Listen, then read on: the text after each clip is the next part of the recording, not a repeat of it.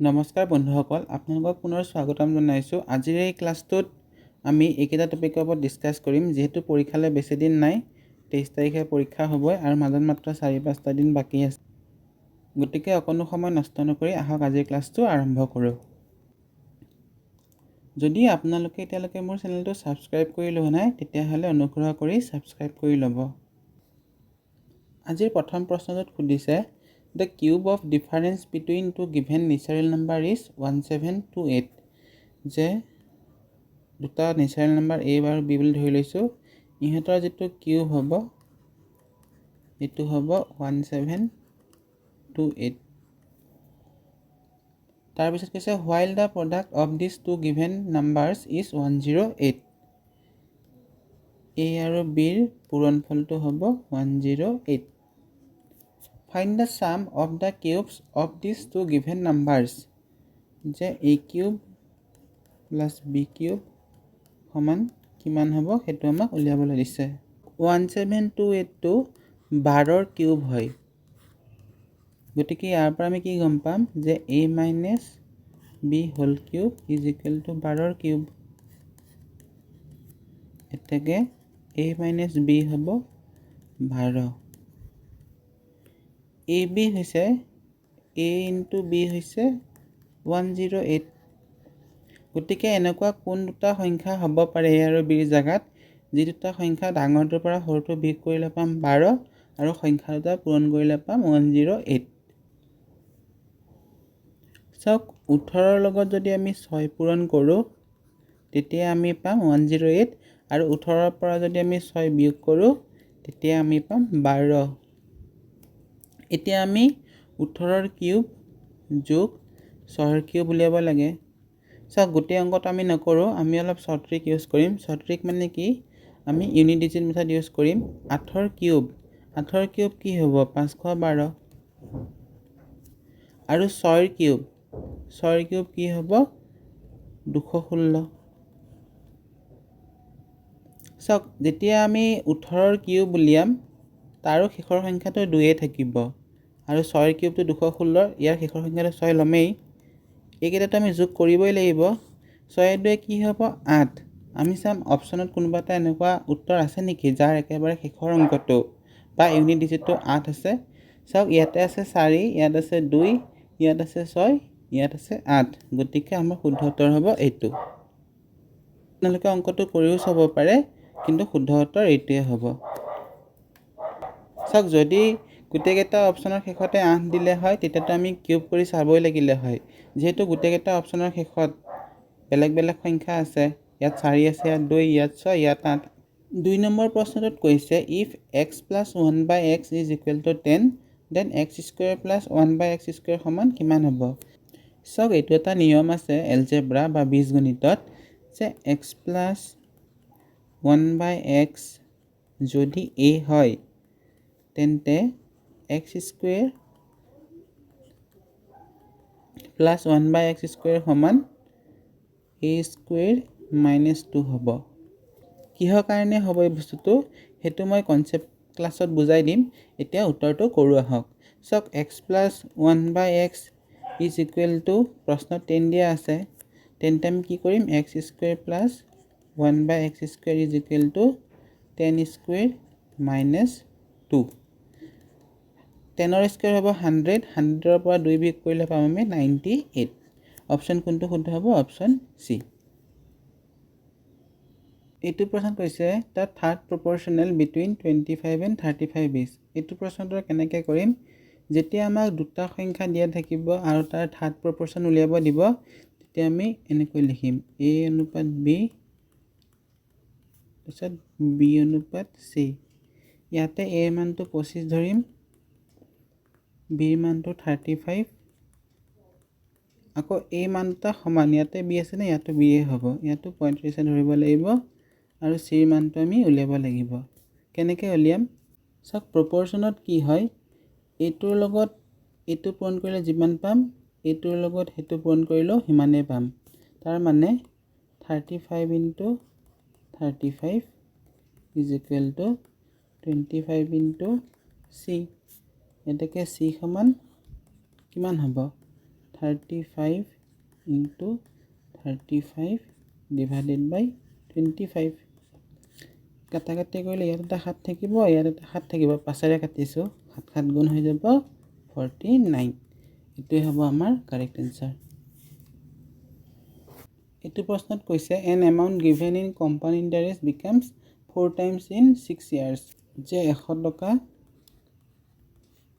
6 বছৰত 4 গুণ হৈ যায় মানে 400 টকা হৈ যায় কোৱেশ্চন খুদিছে 100 টকা কিমান বছৰত ইয়াৰ 64 গুণ মানে 6400 হৈ যাব পইচাটো 4 টাইমছ হৈছে কিমান ইয়াৰত 6 ইয়াৰত আমাক খুদিছে 64 টাইমছ কিমান ইয়াৰত হ'ব 64 টো কি হয় 4 ৰ কিউবে হয় নহয় জানো তে যেতিয়া এনেকা ধৰণৰ কোৱেশ্চন আহিব আমি কি কৰিম সব প্ৰসেস এনেকা মিলাই থৈ থাকিব এই বস্তুটো ইয়াৰ কিউবে হ'ব বা স্কয়াৰে হ'ব মুঠতে এই সংখ্যাটো ইয়াৰ কিবা নহয় কিবা পাৱাৰত আহিবই ইয়াতে যেহেতু কিউবত আহিছে গতিকে আমি এই 6 ৰ লগত এই কিউবটো পূৰণ কৰি দিম কিমান হ'ব 6 ইয়াৰ into 3 সমান 18 বছৰ এটি হ'ব কাৰেক্ট আনসাৰ এটো লং মেথডো আছে কিন্তু এটো একেবাৰে শৰ্ট ট্ৰিক এটো কৰি আপোনালোকে শুদ্ধ উত্তৰ কম সময়ৰ ভিতৰত পাব পাৰিব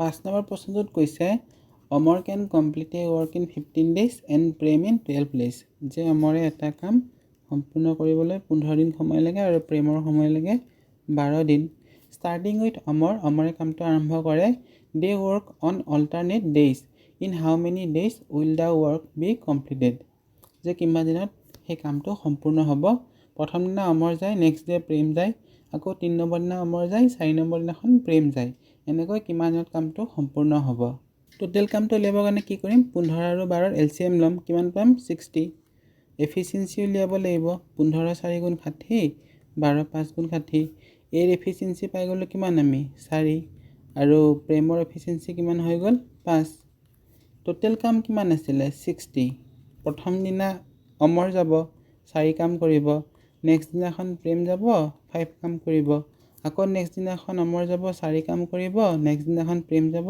5 কাম কৰিব এনেকৈ কিমান দিনত কামটো সম্পূৰ্ণ হ'ব সক আমি ইয়াতে কি কৰিম আমি দুদিনৰ কামটো লৈ লম 4 আৰু 5 যোগ কৰি কিমান পাম 9 আৰু সাম 9 ৰে 60 ৰ ওচৰত এনেকুৱা কোনটো সংখ্যা আছে যেটো বিভাজ্য হয় মানে 60 তকৈ কম হ'ব লাগিব 60 তকৈ বেছি নহয় তেতিয়া আমি কি দেখিম 9 6 গুণ 54 হয় 9 into 6 54 এটো 60 ৰ একেবাৰে ওচৰত থকা সংখ্যা হ'ব 9 ৰে হৰণ যোৱা এটো আমি 9 ৰ লগত 6 পূৰণ কৰি 54 পাইছো ইয়াতেটো 2 দিনৰ কাম সোমাই আছে গতিকে 6 দিন নহয় টোটাল কিমান দিন যাব তেওঁলোক 12 দিন 12 দিনলৈকে 54 কাম হৈ গল টোটাল কাম কৰিব লাগিব 60 নেক্সট দিনাখন 13 নম্বৰ দিন হ'ব কোন যাব অমৰ যাব আকৌ কিমান কাম কৰিব 4 কিমান হৈ গল টোটাল কাম 58 এতিয়া সক টোটাল কাম আছিল 60 58 কাম হৈ গল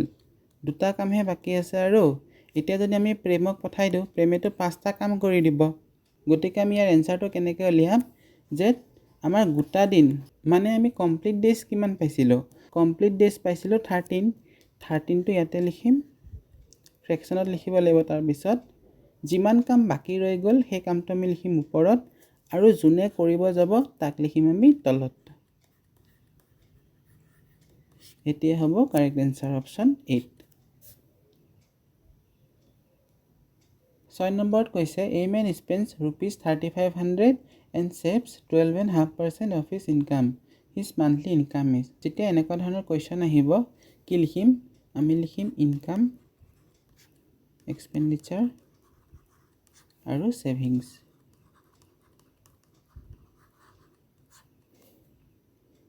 ইয়াতে চাব 12.5% সেভস কৰে মানে জমা কৰে 12.5% ৰ ফ্ৰেকশন মানটো আমি উলিয়াই লম কিমান পাম 1/8 মানে টোটাল ইনকাম কৰে 8 এই 8ৰ এক ভাগহে তেওঁ জমা কৰে টোটাল ইনকাম কিমান কৰে 8 এক ভাগ জমা কৰে তে খৰচ কিমান কৰে 7 ভাগ খৰচ কৰি দিয়ে তেতিয়াহে এক ভাগ জমা হয় আমাক কৈছে খৰচ কৰে 3500 এই 7ৰ ভ্যালুটো 3500 দিয়া আছে 7ৰ লগত কিমান পূৰণ কৰিলে 3500 পাম 500 গতিকে 8ৰ লগতো আমি 500 পূৰণ কৰি দিম। কিমান হ'ব এনচাৰ? 4000। চাওক 1ৰ লগতো যদি আমি 500 পূৰণ কৰোঁ তেতিয়া আমি 500 পাই যাম। এই 3500টোৰ লগত এই 500টো যোগ হৈয়ে 4000 হৈছে। এতিয়া হৈছে সেই মানুহজনৰ ইনকাম, অপশ্যন বি। এইটো প্ৰশ্নত কৈছে the mark price of a ceiling fan is ₹4200। Mark price MP 4200 টকা। And the shopkeeper allows a discount of 5%। Mark প্ৰাইচত যদি 5% ডিছকাউণ্ট দিয়ে চেলিং প্ৰাইচটো কিমান হ'ব? 4200ৰ 5% কিমান হ'ব? 4200ৰ 1% হ'ব 42, 5% হ'ব 5 দুগুণ 10, 5 4 গুণ 20 একে 21। এতিয়া 4200ৰ পৰা 210 আমি মাইনাছ কৰি দিম। কিমান পাম? 0, 9, 11 দুগুণ থাকিল 9, 3, 3990 টকা। আমাক উলিয়াব দিছে ইফ ইজ প্ৰফিট ইজ 14%। যে মাৰ্ক প্ৰাইচ আছিলে 4200 টকা, 5% ডিছকাউণ্ট দি পেলাই চেলিং কৰিলে চেলিং প্ৰাইচটো হৈছে 3990। কিন্তু তেওঁ যেতিয়া বস্তুটো 3990 টকাত বিক্ৰী কৰিলে তেতিয়া 14% লাভ হৈছে, প্ৰফিট কৰিছে। আমাক উলিয়াব দিছে দেন দ্য কষ্ট price of the fan is. যে চিলিং ফেনটোৰ কষ্ট প্ৰাইচ কিমান আছিলে। কেনেকৈ উলিয়াম? 14%ৰ ফ্ৰেকশ্যন ভেলু কি হ'ব? 14/100 মানে 2ৰে কাটিম, 2 7 গুণ 14, 2 50 গুণ 100, 7/50। এই ফ্ৰেকশ্যন ভেলুটোৰ পৰা আমি কি বুজিলোঁ যে বস্তুটোৰ দাম আছিলে 50 টকা। যদি বস্তু এটাৰ দাম থাকে 50 টকা, তেওঁ 7 টকা লাভত বেচিছে। মানে কিমানত বেচিব? 50 টকাৰ লগত 7 টকা যোগ হৈ 57ত বিক্ৰী কৰিছে। যেতিয়া 50 টকাৰ বস্তু এটা 57 টকাত বিক্ৰী কৰিব তেতিয়া কি হ'ব? 14% প্ৰফিট হ'ব। এই 57ৰ মানটোৱে দিয়া আছে 3990। আমি এই 50ৰ মানটো ইয়াতে উলিয়াব লাগিব। কেনেকৈ উলিয়াম? যে 57ৰ ভেলু দিয়া আছে 3990। 19 দি কাটিম, 19 3 গুণ 57 আৰু ইয়াক 19 দি কাটিলে 19 দুগুণ 38, 19 গুণ 19, 0 আহিব। 3ৰে কাটিলে 3ৰ লগত 70 পূৰণ কৰিলে কিমান হ'ব? 210। এই 70টো কিহৰ মান? 1ৰ মান। আমি 50ৰ মান উলিয়াম। 50ৰ লগত এই 70টো পূৰণ কৰি দিম। কিমান হ'ব? 3500। অপশ্যন ডি হ'ব কাৰেক্ট এনচাৰ।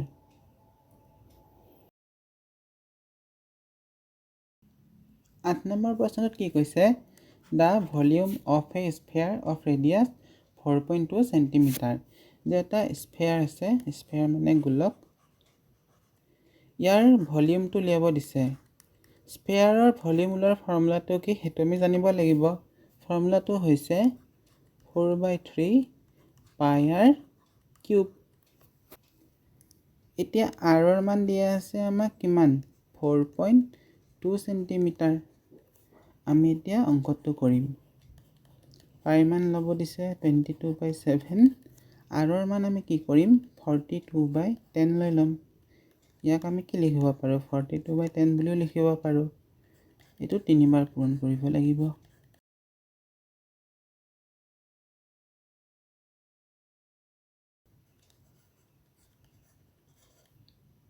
এতিয়া চাব, 7 কাটিম কিমান? 42ক 7 6 গুণ 42 আৰু 3ৰে কাটিম কিমান? 2বাৰ।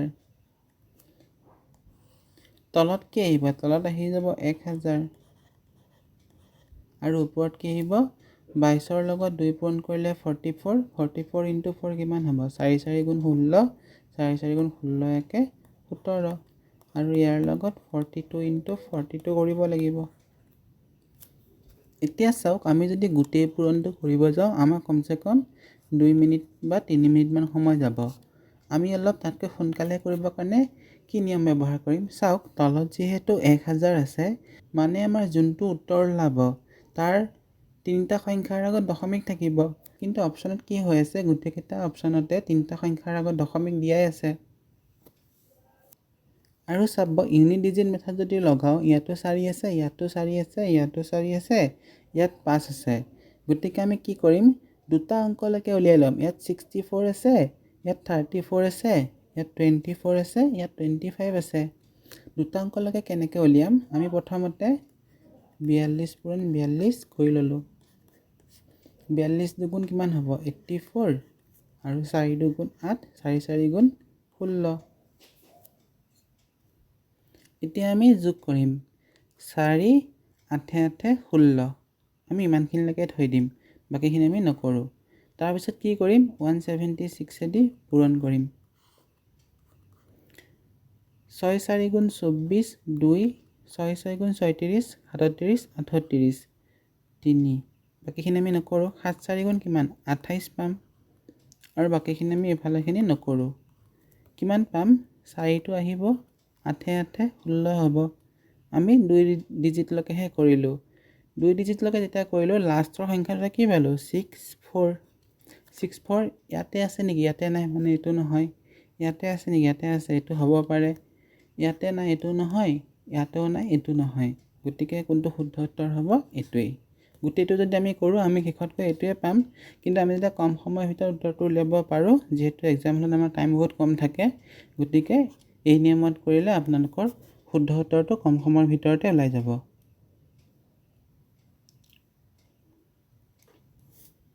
ন নম্বৰ প্ৰশ্নটোত কৈছে if sin a plus b is equal to 1, sin a plus b is equal to 1, cos a minus b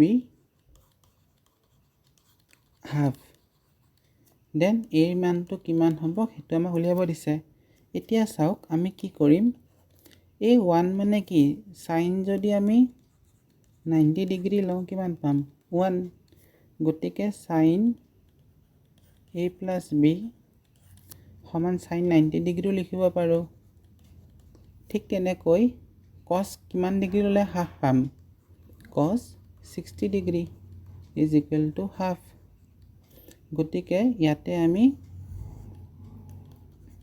cos a minus b is equal two cos 60 degree লিখিব পাৰোঁ। এতিয়া আমি যদি এইখিনি সলভ কৰোঁ, এই চাইনটো কাটি যাব, a প্লাছ b 90 ডিগ্ৰী হ'ব, আৰু এই কষ্টটো কাটি যাব, a মাইনাছ b 60 ডিগ্ৰী হ'ব। আমাক কিহৰ মান উলিয়াব দিছে, a মানটো আমাক উলিয়াব দিছে। আমি কি কৰিম a মাইনাছ b 60 ডিগ্ৰী, আমি এই দুটা প্লাছ কৰি দিম, কি হ'ব তেতিয়া 2a সমান, চাওক যেতিয়া প্লাছ কৰিম a প্লাছ bটো মাইনাছ b লগত কাট খাই যাব, আৰু 90ৰ লগত 60 যোগ কৰিলে কিমান হ'ব 9 6 15 150 ডিগ্ৰী। তেন্তে আমি a মান কিমান পাই যাম 75 ডিগ্ৰী। এইটোৱে হ'ব অপশ্যন চি শুদ্ধ উত্তৰ। চাওক ইয়াৰ পিছৰ প্ৰশ্নলৈ যোৱাৰ আগতে মই এই বস্তুটো বুজাই ল'ব বিচাৰিছোঁ টাইম স্পীড এণ্ড ডিষ্টেঞ্চৰ, যে যদি দূৰত্ব একে হয় তেন্তে সময় আৰু গতিৰ অনুপাত ওলোটা হ'ব। If distance fixed or same then the ratio' of speed and time are inverse. মানেনো কি, চাওক a আৰু bৰ মাজত আমি এটা দূৰত্ব লৈ লওঁ। এটা মানুহ আছে p1, এই দূৰত্বটো হৈছে 10 কিলোমিটাৰ। তেওঁ কি কৰিলে, এখন বাইক ল'লে, বাইকটো 5 কিলোমিটাৰ প্ৰতি ঘণ্টা স্পীডত চলালে। যদি 1 ঘণ্টাত বাইকটো 5 কিলোমিটাৰ যায়, 10 কিলোমিটাৰ যাবলৈ কিমান সময় লাগিব, চাওক ইয়াতে লিখি লওঁ স্পীড টাইম। তেওঁৰ যেতিয়া স্পীডটো 5 আছিলে, 5 কিলোমিটাৰ পাৰ আৱাৰ, তেওঁক সময় কিমান লাগিব 2 ঘণ্টা, মানে টাইম লাগিব 2। আকৌ মানুহজনে কি কৰিলে, এইবাৰ এখন স্কুটি ল'লে, কিন্তু স্কুটিখন কি হ'ল 2 কিলোমিটাৰ প্ৰতি ঘণ্টা স্পীডত তেওঁ চলাব। 10 কিলোমিটাৰ টোটেল ডিষ্টেঞ্চ আছে, 2 কিলোমিটাৰ প্ৰতি ঘণ্টাত চলাব, 1 ঘণ্টাত 2 কিলোমিটাৰ যাব, তেন্তে 10 কিলোমিটাৰ যাবলৈ কিমান সময় লাগিব 5 ঘণ্টা। ইয়াৰ পৰা আমি কি বুজিলোঁ, যে তেওঁৰ যদি স্পীডটো 2 হয় তেওঁক টাইম 5 লাগিব। তাৰ মানে কি, যদি ডিষ্টেঞ্চটো ফিক্স থাকে,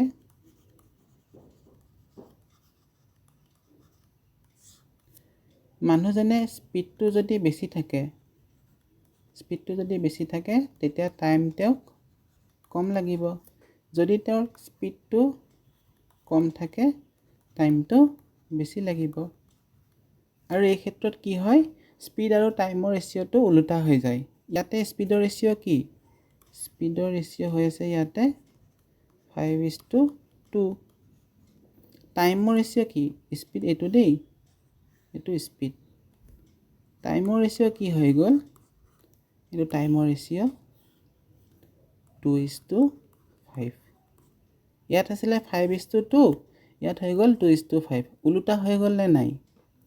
সেইকাৰণে এইটো নিয়ম আছে যে যদি দূৰত্বটো একে হয় তেন্তে সময় আৰু গতিৰ অনুপাতটো ওলোটা হ'ব। 10 নম্বৰ প্ৰশ্নটোত আমাক সুধিছে an office boy increase his speed to 9/5 times of his original speed. By doing this, he is able to reach 30 minutes before the usual time. How much time is usually taken by him? আমি ইয়াতে কি লিখিম? আমি ইয়াতে লিখিম original speed.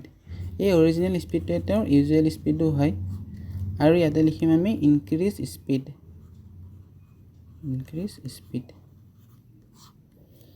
আগতে তেওঁ স্পীডটো 5 আছিলে।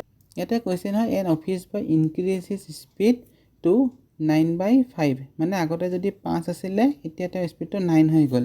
আগতে যদি স্পীডটো 5 আছিলে এতিয়া কি হৈ গ'ল? 9 হৈ গ'ল। এইটো হৈ গ'ল স্পীডৰ ratio'.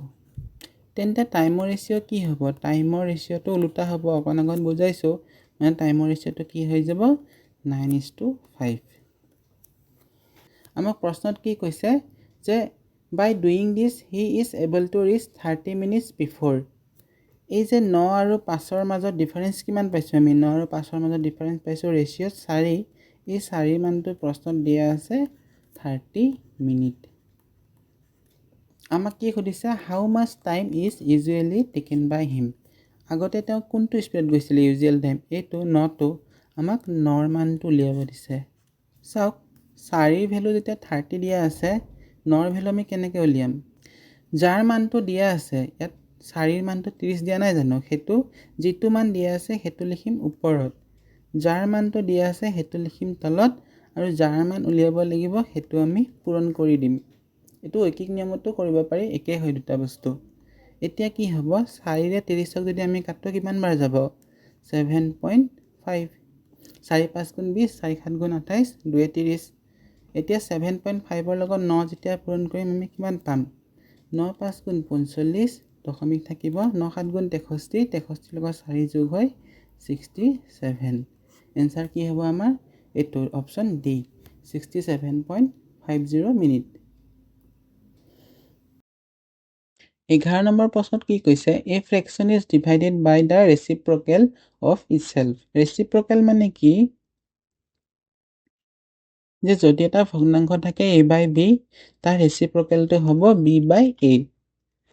It is then multiplied by the original fraction. মানে আমাক প্ৰশ্নত কি কৈছে যে প্ৰথমতে a/bটো b/a-ৰে হৰণ কৰিব লাগিব, তাৰপিছত আকৌ a/b দি পূৰণ কৰিব লাগিব। What is the original fraction if the answer obtained is 11 25/64? এইটোৰ সমান কিমান পাম বুলি কৈছে? 11 25/64। এতিয়া সমাধান কৰোঁ আহক। কি হ'ব? a/b, এই হৰণ চিনটো আমি পূৰণ চিন কৰি দিম, তেতিয়া কি হ'ব? ভগ্নাংশটো ওলোটা হৈ যাব, a/b হৈ যাব। আৰু এইটো a/bটো আছিলে আগৰ পৰাই। এতিয়া চাব এইটো কি কৰিম? 64 তলত লিখিম, আৰু এইটো হৈ আছে এটা মিশ্ৰ ভগ্নাংশ, আমি ইয়াক প্ৰকৃত ভগ্নাংশলৈ লৈ যাম। 64 × 11 + 25, এইটো হৈ যাব a কিউব, তলত আহি যাব b কিউব, সমান ওপৰত কিমান হ'ব? 64 লগত 11 পূৰণ কৰিলে 4, 4 6 10, 6 1 7 যোগ 25, তলত 64, ওপৰত পাই যাম 729, তলত থাকিব 64। 729টো কি হয়? 9ৰ কিউব। 64টো কি হয়? 4ৰ কিউব। মানে আমি কি পালোঁ? যে a cube by b cube is equal to 9 cube by 4 cube. ইয়াৰ পৰা আমি কি ক'ব পাৰোঁ? যে a/b ইজ ইকুৱেল টু 9/4 এইটোৱে হ'ব কাৰেক্ট এনচাৰ অপশ্যন চিত আছে চি হ'ব শুদ্ধ উত্তৰ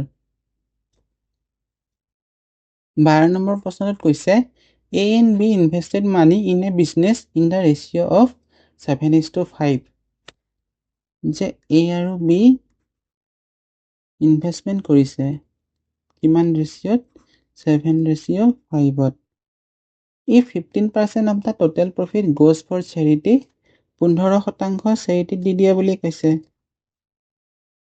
ইয়াৰ ফ্ৰেকশ্যন ভেলু কিমান হ'ব 3/20 and A share in the profit is 5950 then what is the total profit হৈছে এই 20টো তিনিটো তেওঁলোকে চেৰিটিত দি দিয়ে এতিয়া চাওক অংকটো কেনেকৈ কৰিম ইনভেষ্টমেণ্ট ইয়াতো টাইমটো আমাক দিয়াই নাই একো কিমান বছৰ বা কিমান মাহৰ কাৰণে যেতিয়া ইনভেষ্টমেণ্ট দিয়া থাকিব আৰু টাইমটো আমাক দিয়া নাথাকে তেতিয়া ইনভেষ্টমেণ্টৰ যিটো ৰেচিঅ' সেইটোৱে হৈ যাব প্ৰফিটৰ ৰেচিঅ' এই প্ৰফিটৰ ৰেচিঅ' কি হ'ব 7:5